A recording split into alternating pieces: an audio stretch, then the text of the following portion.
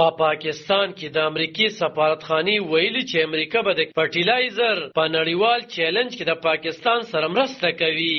امریکای ویلي چې د پاکستان سره د کلونو اتحاد دی. پاکستاني زمیندارو سره به د سره مرسته وکړي چې په موثر ډول یې وکاروي او ډیر خوراک پیداوار ترلاسه کړي. امریکای دغه اعلان په داسې حال کې کړی چې نږدې یو هفته وړاندې د امریکای د بهرنیو چارو وزارت ویلي وو چې د چاپیرچل د پاره د امریکای ځانګړي استازي رجر ډیوک او د امریکای یورپی کمیشن، ناروې، جرمني او نیدرلند لخوا د لوړې کچې همکارانو په ګټه د 115 میلیون ډالرو د مرستو اعلان کړي چې په دې په نړیواله کچه د سرو د کمی او خوراکي توکو د تحفظ ستونزې خوارې کړې شي.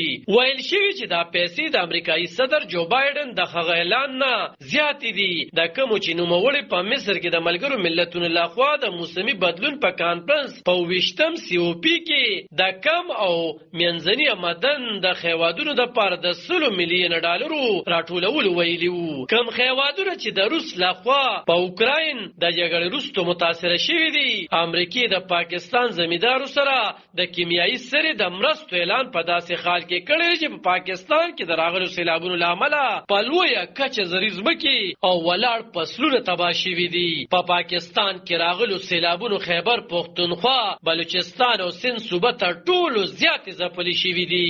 په خیبر پختونخوا کې د زمیندارو د اتحادیې مشر رضوان الله وایي چې په خیبر پختونخوا کې د سوات د کالام نه راواخله تر ډیر اسماعیل خان پورې سیلابونه په غټه کچه تاوان اړولي ولاړ فصلونه تباه کړي دي.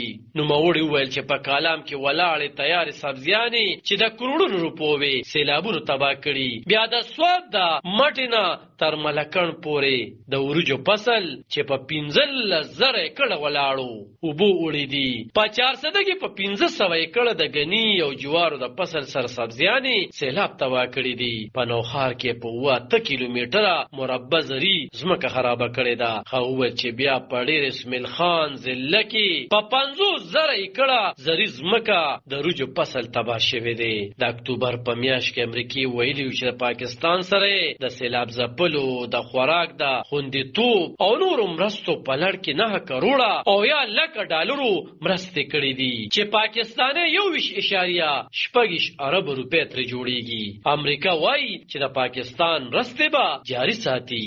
علب خان شیرپو، دلبر نیوز 400.